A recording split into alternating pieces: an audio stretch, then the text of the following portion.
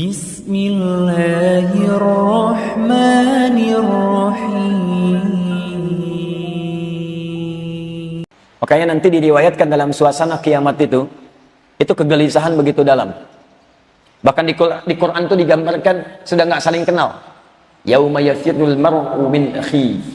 Setiap orang itu sudah meninggalkan saudaranya. Antum sekarang mengatakan akhi, besok nggak kenal ketika kiamat. Lari masing-masing pun. Akhi, nggak kenal saya, nggak sempat jawab. Akhi ilaina ila liqa. Masya Allah, mau kemana? Sibuk dia. Jangankan saudaranya, wa ummihi wa abi, ibu bapaknya sudah nggak kenal. Saking dahsyatnya. Nggak usah kiamat lah, maaf. Antum saat misalnya terjadi banjir, gempa, macam-macam.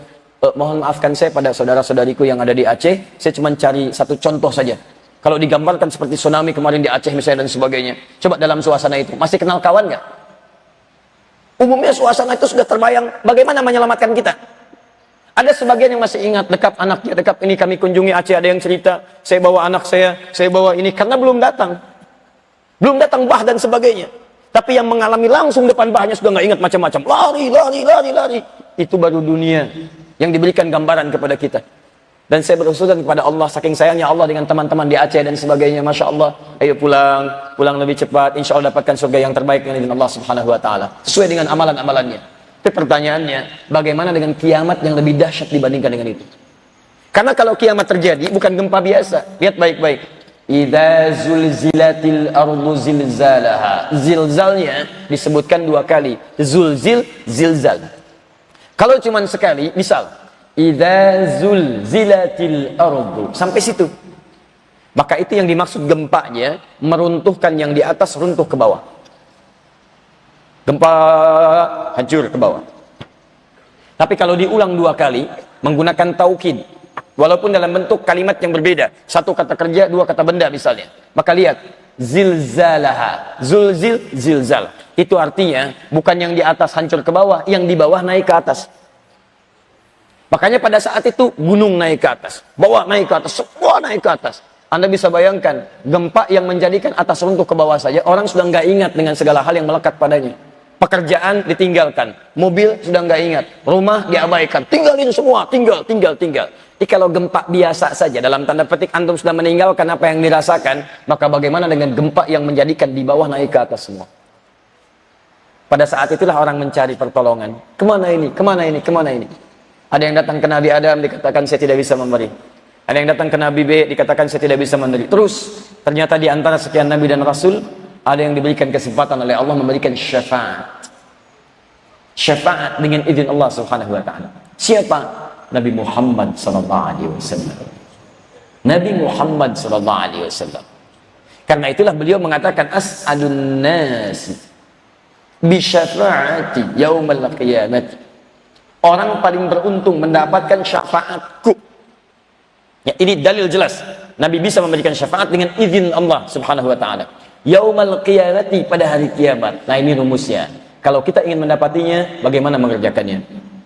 Man qala la ilaha illallah, adalah siapa yang pernah mengatakan dalam hidupnya la ilaha illallah. Tapi bukan sampai sini saja. Teruskan. Awas, teruskan. Khalisan, dia katakan dengan ikhlas min qalbihi aw nafsihi, langsung mengalir dari hatinya. Khalisan min qalbihi aw nafsihi. Teman-teman, ini kalimat kelihatannya gampang didengar, tapi tidak mudah mempraktekannya. Perhatikan baik-baik.